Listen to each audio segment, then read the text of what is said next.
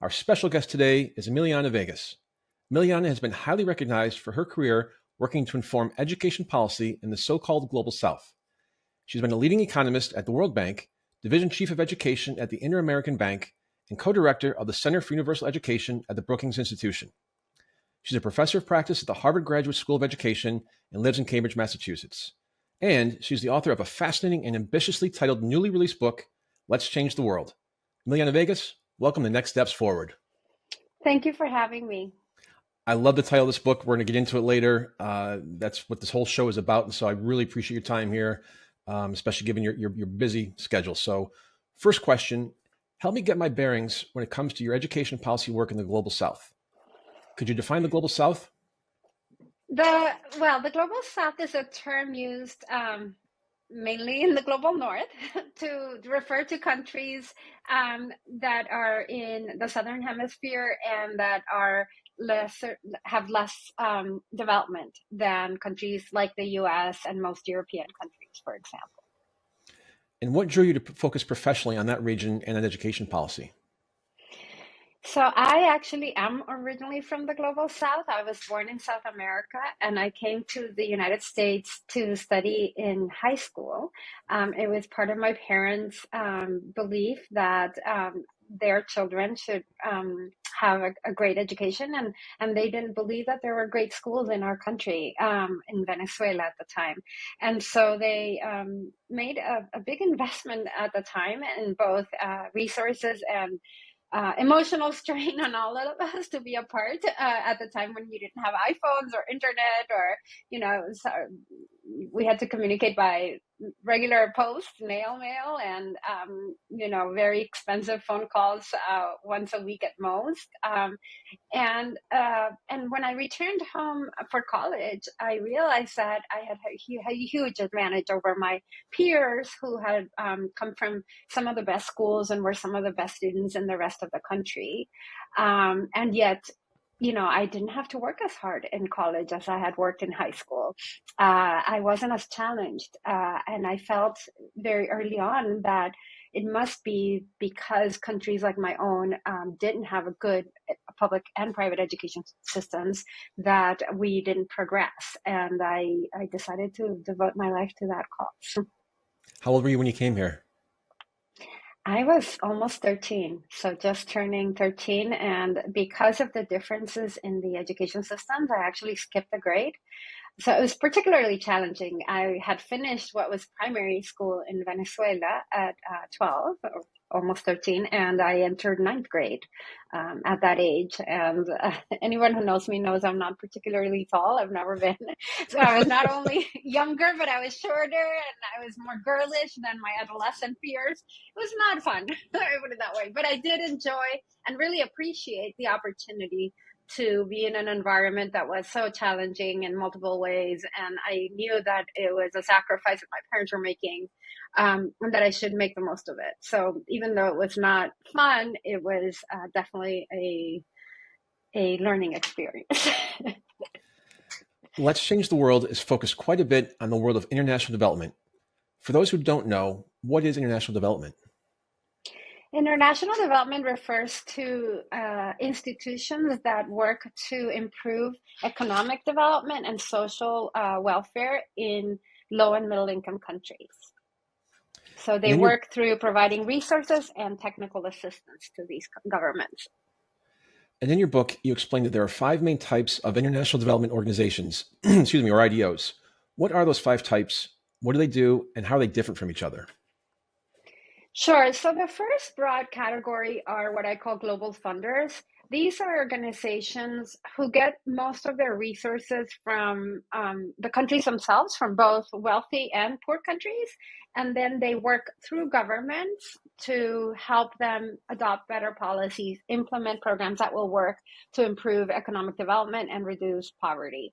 The most sort of global of these funders is the World Bank, but we also have regional development banks like the Inter-American Development Bank, where I worked for Latin America and the Caribbean. There's also the African Development Bank, the Asian Development Bank, and so on.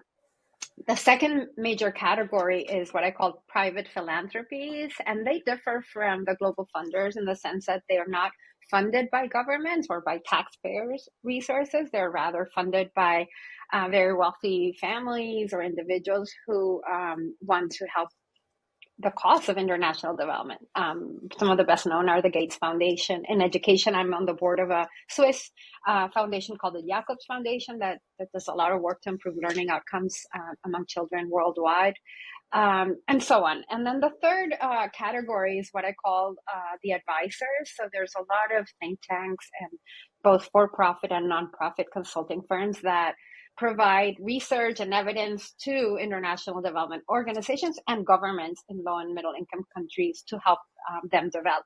So organizations like the McKinseys of the world or the Bain companies, but also Research Triangle Institute, where I started my career, or RTI International, as it is now known, Mathematica, RAND Corporation. So there's a lot of them.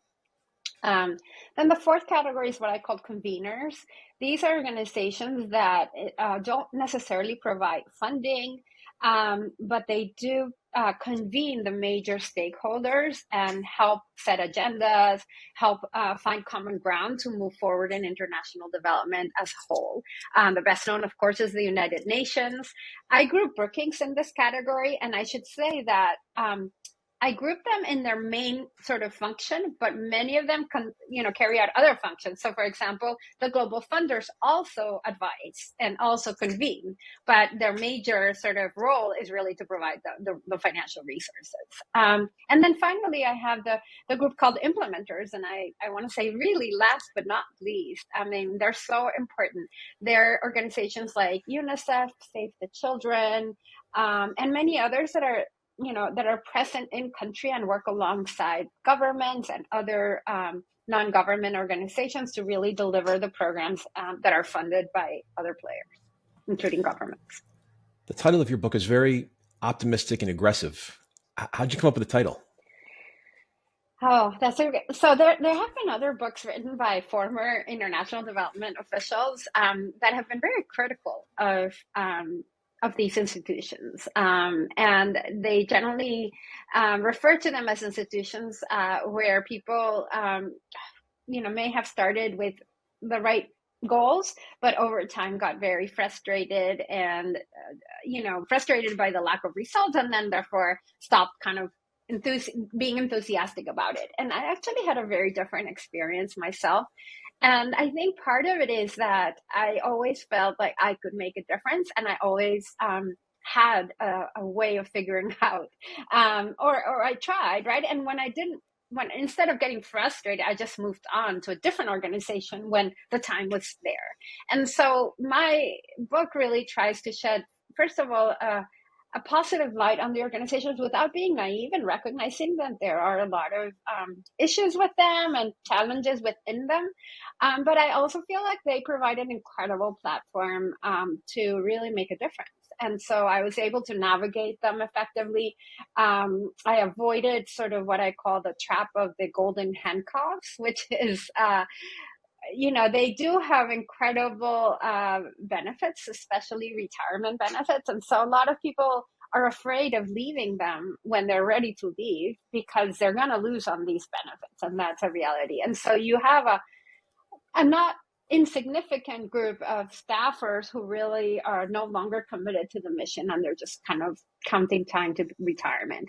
And I didn't want to be one of them. I encountered one of them very early on, and she wasn't even, so old that she had a lot of time left. And I was like, oh my gosh, that's my biggest fear, to have to work in a place and not want to be there.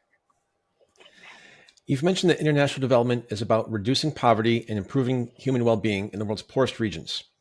From a 30,000-foot view, how successful have those efforts been? Well, I mean, it depends on how you measure it. So the mission of these organizations, if they were really successful, would be to go out of business, right? Once you reduce poverty and improve human well-being, you should no longer need these organizations. And in fact, what's happened because of, the challenges that we all know, the growing inequality, the issues with climate change, the civil unrest and wars that we're facing, the incredible and authoritarian and oppressive regimes that some countries face that lead to people seeking new opportunities in different countries and refugees and migrants. And so the problems are really complex, and you still need these organizations. And I would say that there has been progress made when you look, for example, at education, which is my area. We have made incredible progress in getting children all over the world to attend school and to stay in school. We have been less successful in getting them to learn the skills they need to thrive. And so it's, I think, an evolution that the more we do, the more we also learn about where we're succeeding as a collective and where are the failures and where are the changes that are needed. And so you see today a whole consensus around efforts to improve foundational learning, literacy and numeracy in low and middle income countries, because the problem of, let's say, getting kids to school has been largely been addressed, but now we have this new challenge. We also have big challenges across gender opportunities. Girls having lower learning opportunities in many regions than boys for many reasons, including cultural norms and historical traditions. And so some of these things are easier than others, because how do you address cultural norms and historical traditions from an international organization? That's really hard to do. And so I would say we've had some, great successes, but the challenges are so enormous that there's still a lot of work to be done. Well, maybe as a follow-up to that, and a little bit deeper, where do we have the most work yet to do, and where are some of the success stories to date? Well, there's some great success stories in terms of fighting some diseases like malaria with low costs and cost-effective mechanisms. There's also some successes in education with finding ways to with low capacity systems where they can deliver high quality instruction at scale using things like pedagogy and helping to teachers, giving them good materials. We've had successes in helping, like I said earlier, getting all kids to school, having their infrastructure necessary, and also the sort of reducing the time that it takes children to get to a learning facility. We've had successes in addressing some of the challenges in agriculture and food production, and less so in reducing carbon emissions. But so the problem, I think, is that different organizations focus on different issues, and these convening organizations are the ones that have sort of the bigger picture. And for example, the United Nations has the Sustainable Development Goals that are about 16 goals in multiple sectors that they're recommending and tracking that countries achieve by 2030.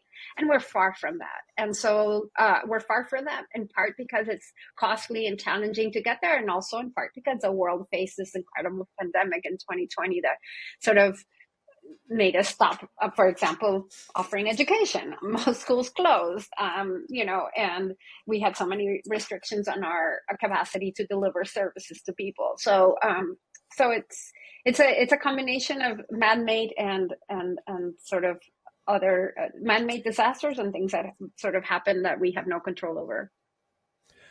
Earlier, you mentioned the private philanthropy. That's always the first one I think of, and that's the Bill and Melinda Gates Foundation. And of course, its focus is on disease eradication and other priorities. What are some of the other big names in private philanthropy in the international development arena? And do you see any emerging leaders or trends of particular interest? Yeah, so certainly the Gates Foundation has been, very important. I think other leaders include, for example, in the girls' education space, there's the Echidna Foundation, founded by two former, I think, some of the earlier employees of Google, and who made a fortune, and now are doing that. A lot of the historical traditional philanthropies like Rockefeller, Ford, MacArthur Foundation continue to invest both in the US but also overseas. In education, there are foundations that focus on also research so that we can generate more knowledge that then affects policies, including the Spencer Foundation based in Chicago, the Jacobs Foundation that I mentioned based in Switzerland. And then you have a whole host of foundations that and implementation sort of NGOs that do very specific work that's very important. Uh, let's say Room to Read, Save the Children, and others that are funded by philanthropists but are very active, let's say. We can't really talk about international development without thinking about climate change and its effects. Is climate change making it more difficult for the world's poorest regions to succeed? And how do we balance helping those regions develop with not negatively contributing to climate change?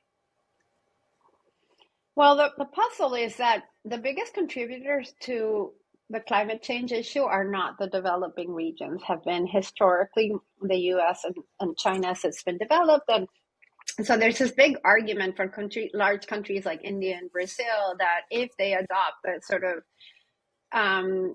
recommendations of the climate change community, that they won't be able to develop as fast as other regions. So that in some ways, for example, we know the Amazon, which is largely in Brazil, but also in Venezuela and Ecuador, Colombia, that it is sort of the world's biggest reservoir and producer of oxygen. And so we need this to be preserved as it is. And yet the countries themselves don't have a lot of incentives. So there's a big debate, and this is, I have to say, I follow it, but it's not the area that I focused on, around who should pay the costs of protecting our planet.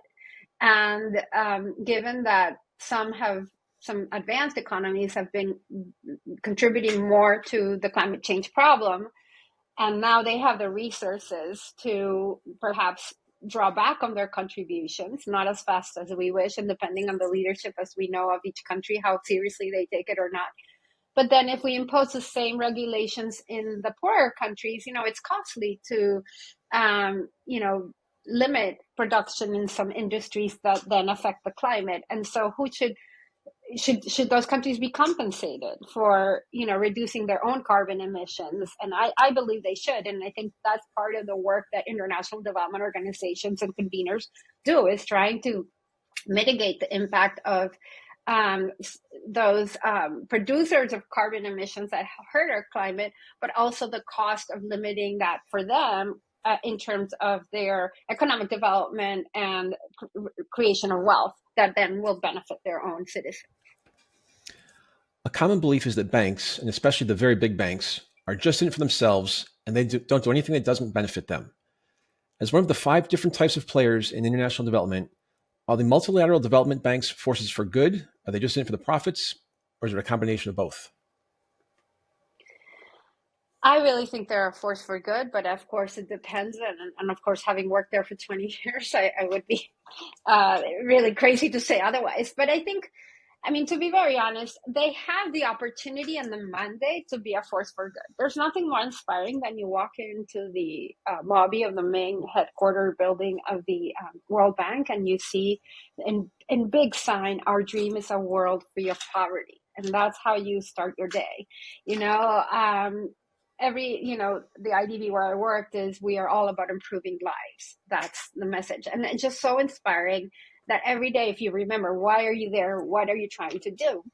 And I think, the fact is that you have a governing body in these institutions that is representative of all the countries, both the donor countries and the recipient countries. So anything that the banks do has to be sanctioned by all the stakeholders. And so in that sense, there is a mandate. There's also a governance around it to ensure that the banks are not making profit for themselves. There's limits on how you can, as organizations, whether you can grow. There's, what they call staff counts or head counts within units, so that there's a lot of regulation around salaries and benefits. Of course, they have to be relatively generous because they want to attract the most talented people from all over the world. And so given that you want to attract the most talented people from high income countries that pay really good wages and have great benefits like Germany, Austria, Finland, and Switzerland. And then you also want to attract, you can't have differential salaries depending on where you're from. So for some individuals, it's a really great opportunity, and it's much better than anything they could have in their own countries. But in order to access them, you have to have great credentials and experience. And so I think it is a meritocracy. I think it is an opportunity. They do provide opportunities to do really amazing work. I think at the same time, they can be seen as organizations that impose their own agendas as opposed to responding really truly to what are the needs of the low and middle income countries that they serve. And I think that's what I try to reflect in my book, that there are ways in which I never worked in a country without having deep relationships, consultations, and really collaborations with the key players in those countries, not just the government, but also the key people in the private sector, in the civil society sector. In my case, speaking with the union leaders, the teachers' unions are an important player in education. And so really understanding what is it that you think the government should be doing, and how do you think we can work together to improve public education? And then really bringing outside evidence, like, what you think might have been tried elsewhere and it hasn't worked, and this other thing has been tried elsewhere and has worked. What do you think? Do you think this is possible to implement in your country? And so I think those are the opportunities that I think are so remarkable. Now that I'm in academia, and even when I was at Brookings, I realized that we do amazing research from these institutions, and we have access to great thinking and great evidence, but we don't have access to the key stakeholders in the same way. This is the great advantage of the development banks. You have ongoing relationships with countries and governments for years and years. So even if you don't have necessarily a loan at a moment in time, you have a technical assistance project. You have some strategy that you're working on for future loans. So you're always learning about what are the key challenges. How can we position ourselves as an international development organization to help them, not just in the present, but really in the medium and long term. Earlier, you're talking about conveners, and you mentioned the United Nations as one of the main players. How much does the UN control things? Is it a case of if they say something should or shouldn't be done, they've got the final word? No, not at all. Unfortunately, in some cases, frankly, because I feel it. For example, I'm from Venezuela, I mentioned, and we just had an election a few months ago on July 28th. And the UN was allowed to observe, even though we have a quite authoritarian regime, and we had a very effective opposition in, being able to record and prove that the opposition candidate won by a landslide.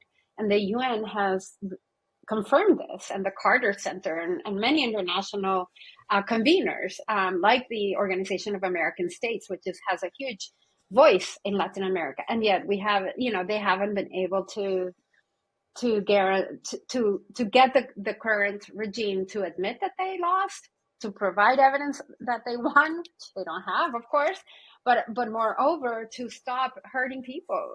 They are repressing the voice of many, many Venezuelans, including minors, by jailing them and torturing them. And there's been, the UN Human Rights Watch has come out with reports that are extremely disturbing. So they have voice, they don't have a lot of teeth to go along with their voice, sadly. And I think that depends really on the countries themselves that vote for, who sits in which part of the UN committees, and also in the resources they provide to these organizations to help them have more than just voice. When did you first realize that international development was what you wanted to do as your career? Did you consciously prepare for it? Or was it a case where, as you were in college, your studies took you to the profession? Definitely, it's not something I ever had planned in college. My undergrad was in journalism, and I knew that I wanted to affect policy, but I did not have I had no exposure to international development agencies until until I was in my master's program at Duke University in North Carolina, which is a master's in public policy. And that summer between my first and second years, I interned at RTI International, which is based in North Carolina, and they had a Center for International Development. And it was the first time that I saw that organizations like the World Bank, the U.S. Agency for International Development, and others were seeking and hiring places like RTI to provide research and technical advice to them on how to invest their funding. And I was fascinated by that. I was also the first time that I really started learning economics in a way that connected with me.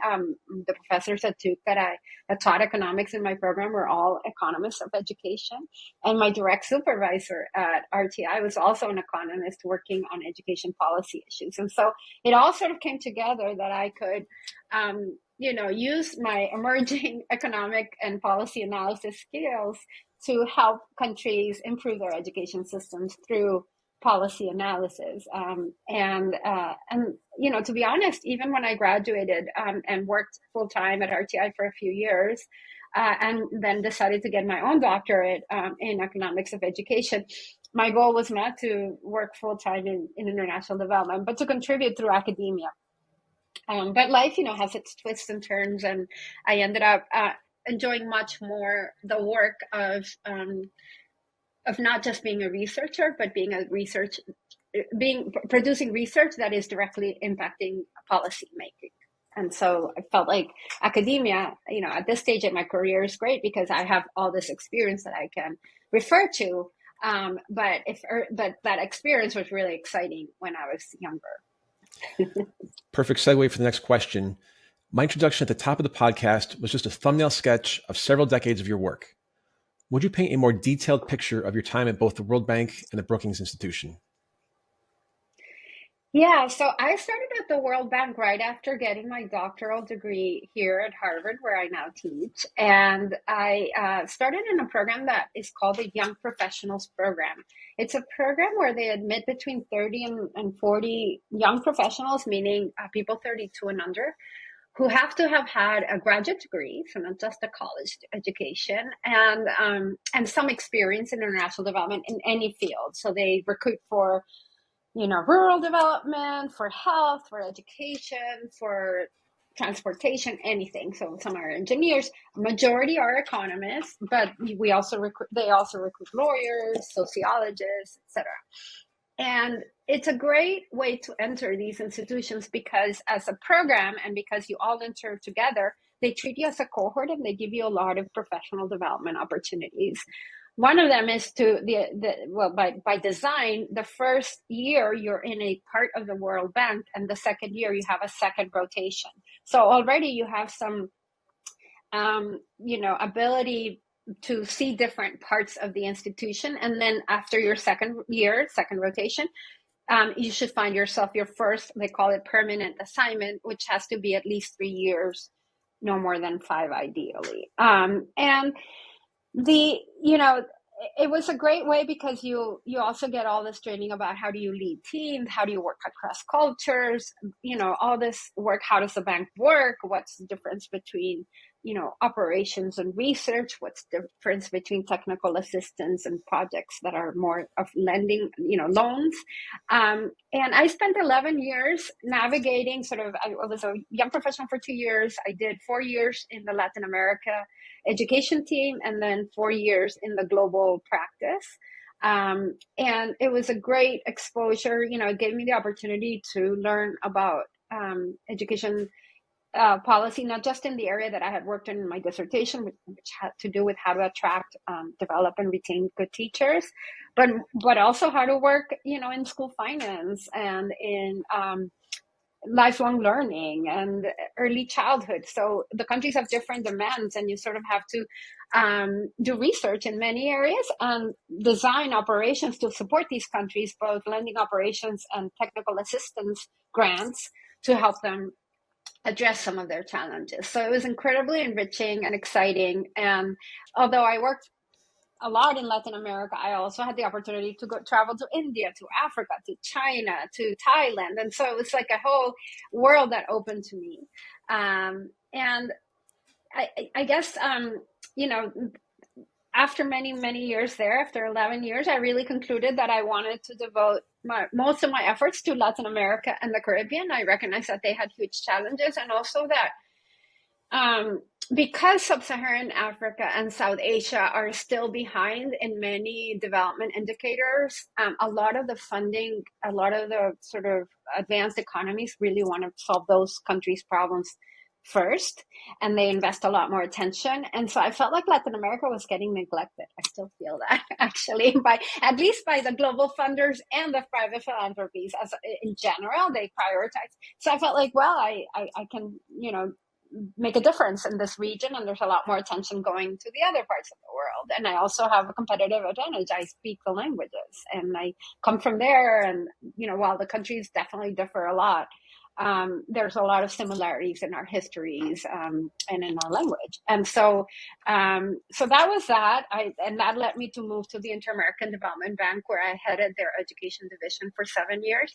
And that was a great opportunity. I was in my early 40s, the opportunity to lead a team of 30 or so professionals, and another 30 consultants, half of whom were in countries and half of whom were in Washington in the headquarters. It was just exciting. I learned that I love the challenge of helping people discover their talents and building teams where you combine expertise, where you have someone who knows a lot about research and data and someone who really knows how to get things done, which are often competing skills, apparently.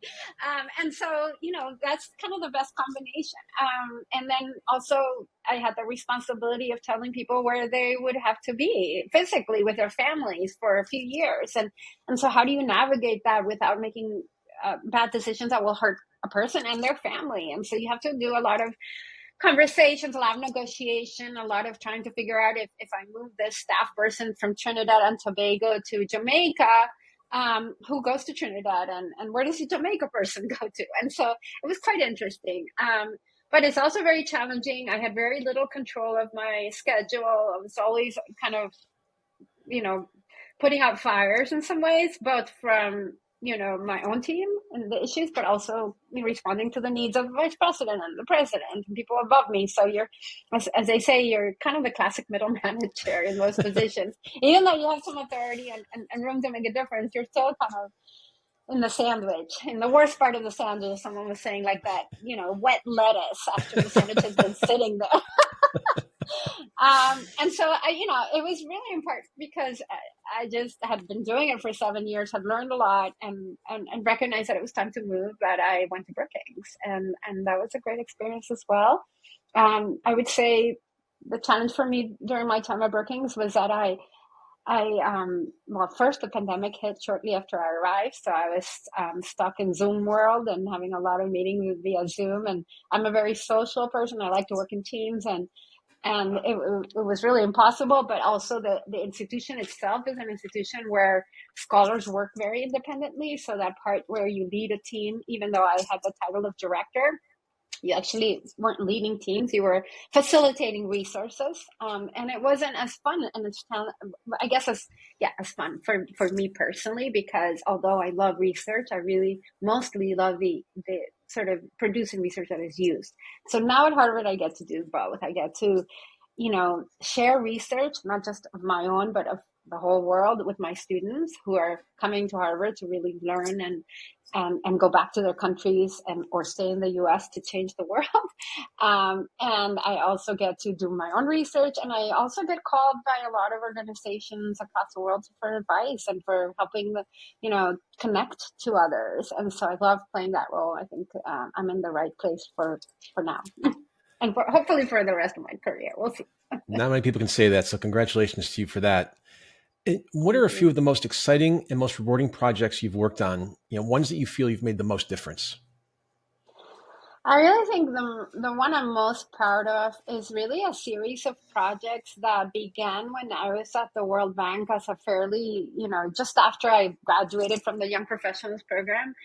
And it was a request that came to the bank from the government of Chile to help provide evidence on how to reform the whole central education, let's say, institutionality that governs the system. And so they had a nationwide school choice program, which they still do. And they fund schools based on student attendance. and it doesn't matter whether the school is public or private. And they were finding after many years of this sort of program, and many efforts to sort of help schools that were underperforming, et cetera, that the system without more regulation was not delivering in terms of quality and equity to the hopes of the people. And so the President Michelle Bachelet, in her first period, announced the creation of a new institution she called it the superintendency, with the idea that it would provide some fiscal control of the public resources being transferred to schools. But it was unclear how would that happen, what would that do in terms of what the ministry was doing, how would that affect quality, because it was unclear how would the control of resources necessarily link to improvements in quality.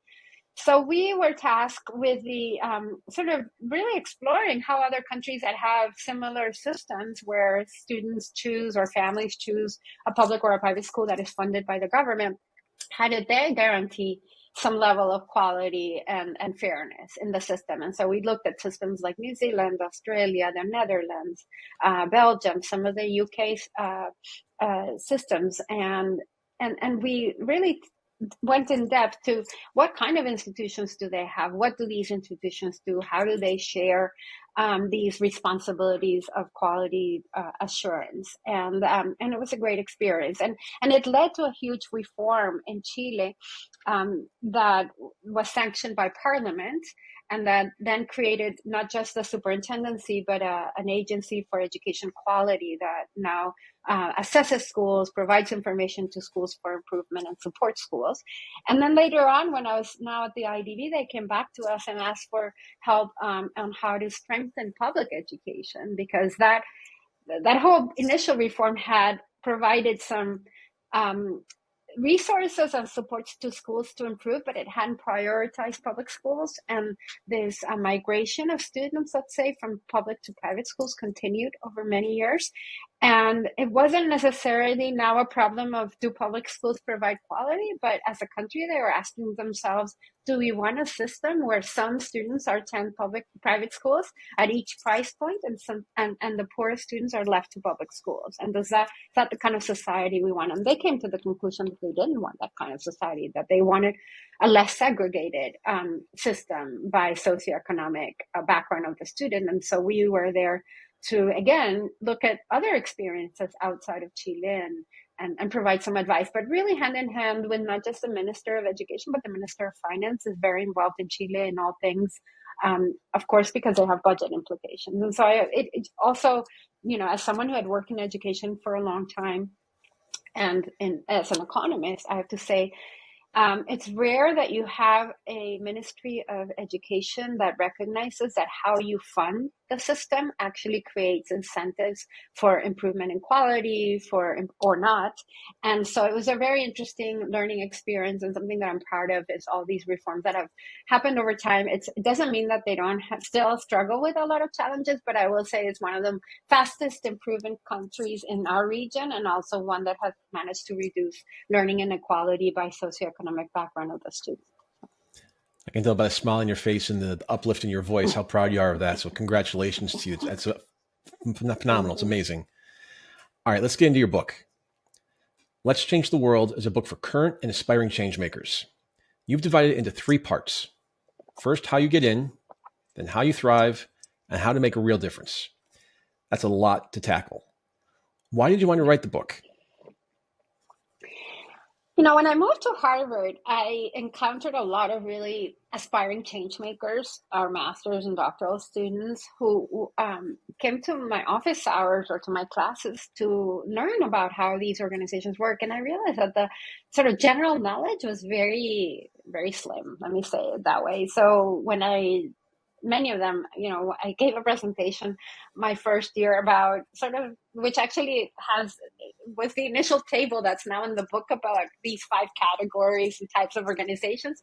And some of the students would come after and say, I thought the World Bank was like a regular bank. Like, I didn't know they actually did research and helped countries, So I realized that many of them thought I had been working in a private bank and probably wondered what's she doing in a school of education now, And it's true that even when I went to countries, often in the taxi, you talk to the taxi driver and they'll ask where do you work? And if I said the World Bank, they'd ask me, can I go open an account there? And I said, no, we don't have, we don't have checking accounts or that kind of thing. And so I realized like generally there was very little understanding. And then I also had kind of the inspiration by someone who's not so early in their career, but actually has been in the space of international development from the social entrepreneur side and the academic side, and has been working with some of these global organizations. And we had coffee here in Cambridge in January of 2023. So 6 months after I joined Harvard. And he was,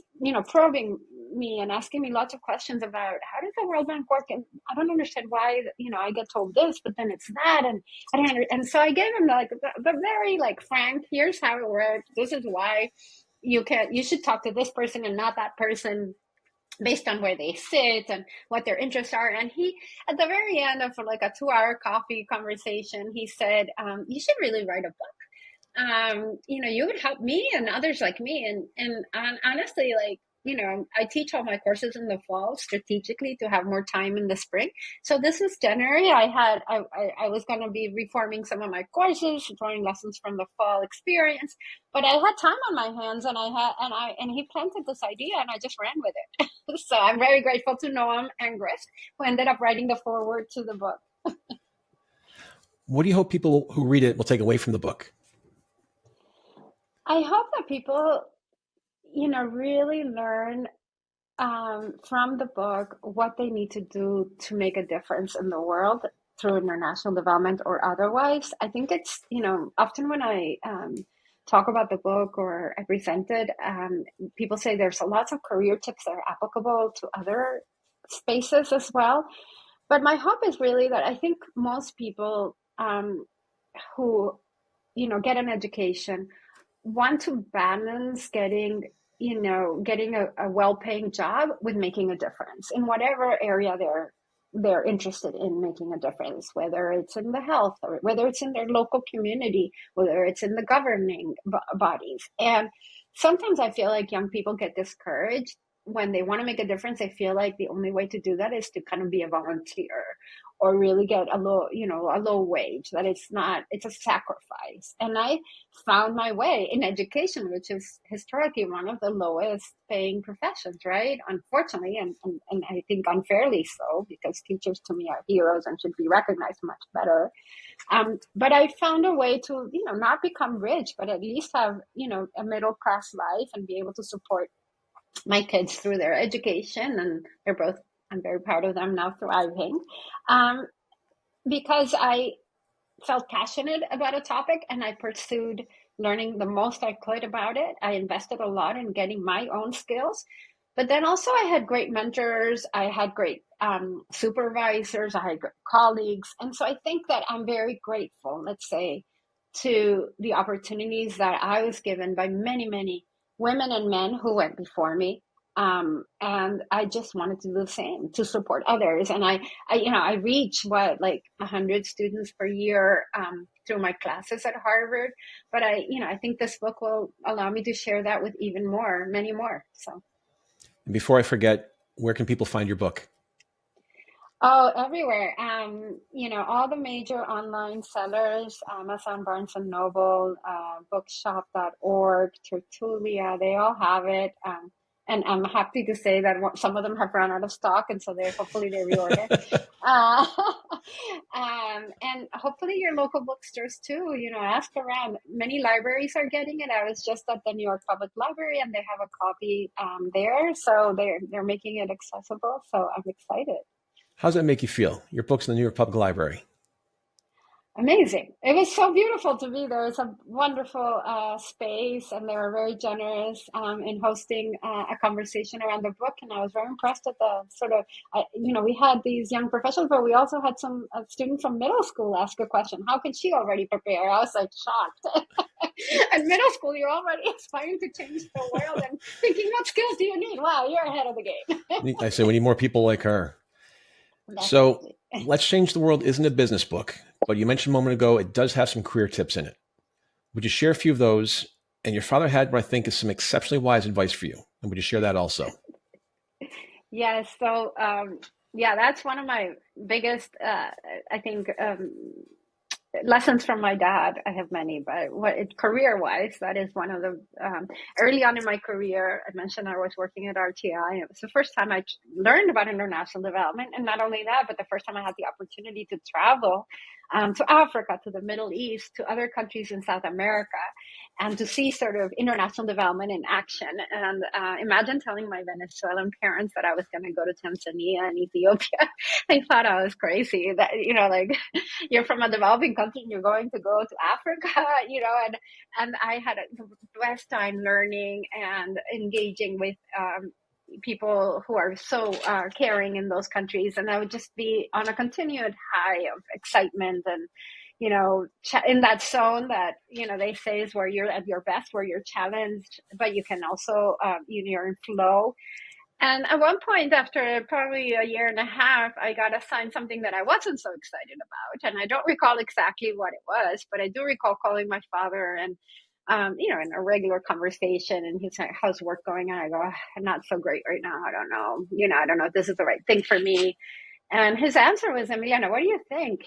That it's always going to be fun. Like, it is work. What do you think they pay you? And so I realized that they were paying me and I was having all this fun and I was traveling in the world and I was still getting a salary.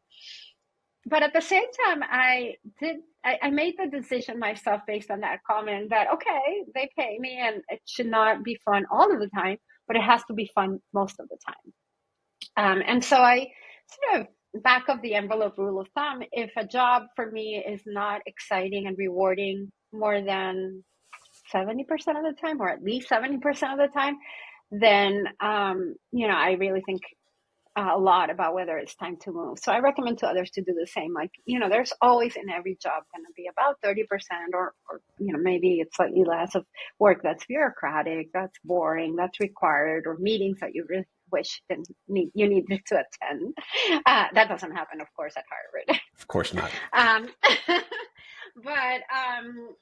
But if it's a manageable proportion of your time, then enjoy that the rest of your time you're doing meaningful work, impactful work, stay there, thrive. And that's what my experience at when it's just not a great part of my job, and when sort of the hassles of doing the work don't exceed 30% of the time and 70% is enjoyable and exciting, then it's the right fit. And that's an advice for young people. The other advice that I really highly recommend is to network, and network not with an agenda. I always say, like, I've met so many interesting people just because I love learning from others. And then those interesting people in certain parts, in certain moments in my career, have offered a job or have helped me find the next stage of my job. I never expected to go to Brookings, and it turns out that right when I was at that point at the IDB, where I was like, okay, my job is not enjoyable 70% of the time. That chair has dropped. I'm happy right now. I got invited by the then director of the center for breakfast, and we had known each other for years and never really had many events together, etc. But she said, I'm looking to have a co-director. Would you consider this? And it was the right time for me, and it just came, because I had networked enough. So I highly recommend network, especially early on. And young people always ask, how do I do that? Especially from different cultures where it's not as common to reach to more senior people. And I always say, like, remember, people like talking about themselves. So just ask them about themselves and they'll go on and on for free. That's great. That's great advice and very true. Are there specific geographic regions or sectors, such as education, healthcare, or economic development, where career opportunities are growing fastest within these organizations? I think in two areas, very clearly. One has to do with climate change. So anyone who is learning about how to mitigate the impact of climate change is going to have lots of opportunities in many of these organizations. Like I said, a lot of just to name one big philanthropy that's solely focused on that is the Bezos Fund. And, it's so, but a lot of these organizations are really focused on that. The other one has to do with everything related to data science and AI. So we have, worldwide more and more data. We have more and more tech tools, and they're evolving faster and faster. And so the more we can get people who know how to use AI effectively to solve some of these challenges, to automate some processes that maybe can help countries develop faster, et cetera. I think those are two areas that definitely have a lot of room. And I have to say, economics tends to be also an area that continues to prevail in especially the funder type of institutions. And the reason is that I think economists really, at its best, it's a science that is about how people behave when they're exposed to different situations, whether it's the price of something changes. Do you buy more or do you buy less? Whether it's that the quality of something improves, do you move to that part or you don't? And so we study those responses that are very real and that are, we believe, reflective of people's own good judgments. But that in the aggregate, if we understand them better, we can design policies that get people to do the right things for themselves and that will help their countries prosper. So it's an exciting social science. We've got just about 2 minutes left. Can you take us to the end of our conversation with advice or a story that helps our audience feel more positive or resilient and become more empowered? Yeah, I think, I would say do everything you can to learn. Learning is infinite. The more you know, the more you realize you don't know. And that's true for everyone. One early advice I got from my mentor and advisor at Harvard when I took over his course when he was on sabbatical and I was a grad student, he told me, you're not going to know all the answers and you shouldn't pretend that you do. What people really want to hear is that you care. So feel free to tell a student that you don't have the answer right now, but you'll get back to them. And then don't forget to get back to them. So those would be my two messages, like learn, but also recognize that nobody knows everything, and also care about yourself, care about others, show that you care. I love the line that Maya Angelou, I believe, said that when you're dead, no one will remember what you said or what you did, but they will remember how you made them feel. And so I try to be that professor that, recognizes that I don't know everything. And that writer that exposed a lot of my weaknesses and doubts in that book in order to get people to feel okay. It's okay not to. And really, I don't say successful because that's not the word. I think I've been able to have impact on a very rewarding career because while I had those sort of technical skills, I really fundamentally cared about the work and the people that it would improve lives for. And so I think that allowed me to shine, and I hope others will do the same. Emiliana Vegas, author of Let's Change the World. Thank you so much for being with us today. Thank you for having me, Chris. It's been a real treat. It was a real pleasure and honor. Thank you. And thank you to our audience, which now includes people in over 50 countries, for joining us for another episode of Next Steps Forward. I'm Chris Meek. For more details on upcoming shows and guests, please follow me on Facebook at facebook.com/Chris Meek Public Figure and on X at Chris Meek_USA. We'll be back next Tuesday, same time, same place, with another leader from the world of business, politics, public policy, sports, or entertainment. Until then, stay safe and keep taking your next steps forward.